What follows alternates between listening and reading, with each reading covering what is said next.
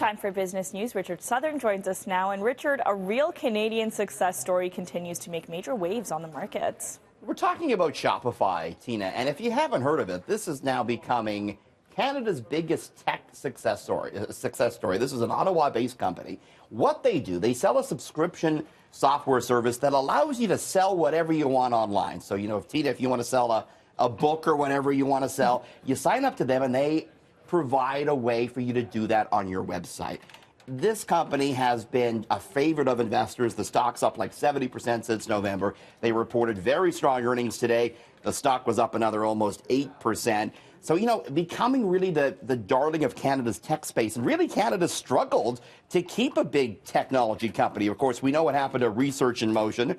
Right. Didn't really happen with Corel. Obviously, we know all the troubles Nortel had. So hopefully Shopify can sort of hold that torch as a big Canadian success story. They're in Ottawa, but they're opening a big office here in Toronto, too. So Shopify doing quite well, too. Yeah, and I actually know a few people who work there, and they say it's a great place to work. I wonder if that has something to do with how great it's doing. Seventh biggest stock now on Bay Street. These guys are becoming hard to ignore, and as you say, people like working for them, investors like buying them, so good on Shopify.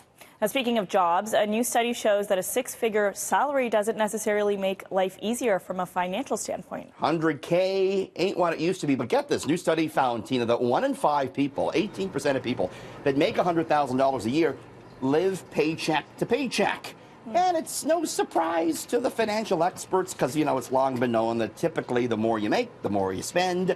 And, of course, the high cost of living is a factor. Here in the GTA, if you want to own, 100K isn't a whole lot of money, right, when you factor in all the expenses. Right.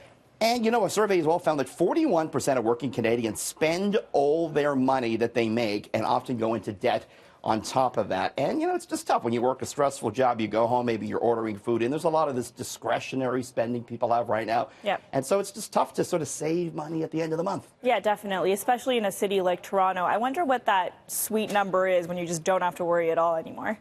Yeah, good question. Maybe another 100K on top of that. Yeah, probably. Now, a tiny Korean company is cashing in on the film Parasite.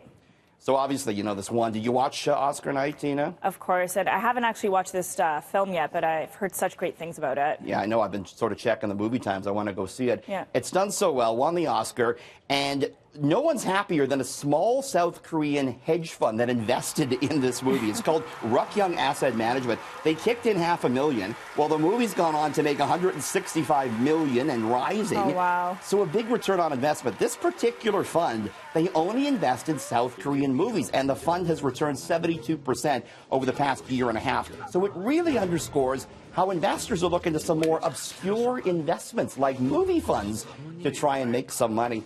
Before we go, Tina, speaking of movies, Cineplex has just been bought by a UK company called Cineworld, and we found out today from Cineworld that they're not going to change the Cineplex name, though they warned there may be some job cuts. So that's the latest on Cineplex. Interesting. All right. And before we go, Richard, you've got a quick look at gas prices.